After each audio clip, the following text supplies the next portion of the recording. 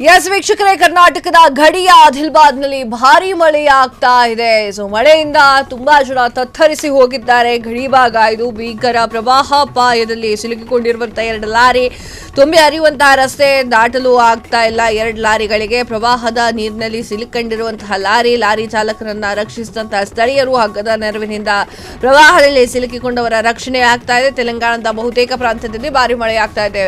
ತೆಲಂಗಾಣದಲ್ಲಿ ಮಳೆ ಆಗ್ತಾ ಇದೆ, ಕರ್ನಾಟಕದ ಗಡಿ ಭಾಗದಲ್ಲಿ ಮಳೆ ಆಗ್ತಾ ಇದೆ, ಮಹಾರಾಷ್ಟ್ರದಲ್ಲಿ ಮಳೆ ಆಗ್ತಾ ಇದೆ. ಸೊ ನಾವು ಏನು ಮಾಡಬೇಕು ಕರ್ನಾಟಕದವರು ಅಂತಂದ್ರೆ ಸ್ವಲ್ಪ ಎಚ್ಚರಿಕೆಯಿಂದ ಇರಬೇಕು. ಯಾಕೆ ಅಂತಂದ್ರೆ ಗಡಿ ಭಾಗದಲ್ಲಿ ಮಳೆ ಆಗ್ತಾ ಇದ್ರೆ ಕರ್ನಾಟಕಕ್ಕೆ ಬರಲ್ವೇ. ಸೊ ಆ ಒಂದು ನಿಟ್ಟಿನಲ್ಲಿ ಕರ್ನಾಟಕದ ಸಾಕಷ್ಟು ಕಡೆಯಲ್ಲಿ ಈಗಲೂ ಕೂಡ ಮಳೆ ಆಗ್ತಾ ಇದೆ. ಮಲೆನಾಡಿನ ಪ್ರದೇಶದಲ್ಲಿ ಸಾಕಷ್ಟು ಮಳೆಯಾಗಿದ್ದು, ಇನ್ನು ಕಾಶ್ಮೀರದಲ್ಲೂ ಕೂಡ ಸಾಕಷ್ಟು ಮಳೆಯಾಗಿದ್ದು ತತ್ತರಿಸಿ ಹೋಗಿದ್ದಾರೆ. ಅಲ್ಲಿ ದುರ್ಗಾದೇವಿಯ ಟೆಂಪಲ್ಗೆ ಹೋಗ್ತಾ ಇದ್ದಂತಹ ಕಾಲ್ನಡಿಗೆಯಲ್ಲಿ ಹೋಗ್ತಾ ಇದ್ದಂತಹ ಸಾವಿರಾರು ಭಕ್ತರು ಅವರಲ್ಲಿ 200-250 ಜನರು ಸಾವನ್ನಪ್ಪಿರುವಂತಹ ಘಟನೆ ಕೂಡ ನಡೆದಿದೆ. ಎಸ್ ವೀಕ್ಷಕರೇ, ಇದೊನ್ನೇ ನೋಡಿ, ಲಾರಿ ಚಾಲಕರ ಪರಿಸ್ಥಿತಿಯನ್ನ ನೋಡಿ. ಇದು ತೆಲಂಗಾಣದ ಬಹುತೇಕ ಪ್ರಾಂತ್ಯದಲ್ಲಿ ಮಳೆಯಾಗುವಂತಹ ಆತಂಕ ಹೆಚ್ಚಾಗಿದ್ದು, ಕರ್ನಾಟಕದ ಗಡಿ ಭಾಗ ಆಗಿರುವಂತಹ ಆದಿಲಾಬಾದ್ನಲ್ಲಿ ನಡೆದಿರುವಂತಹ ಘಟನೆ ಇದು.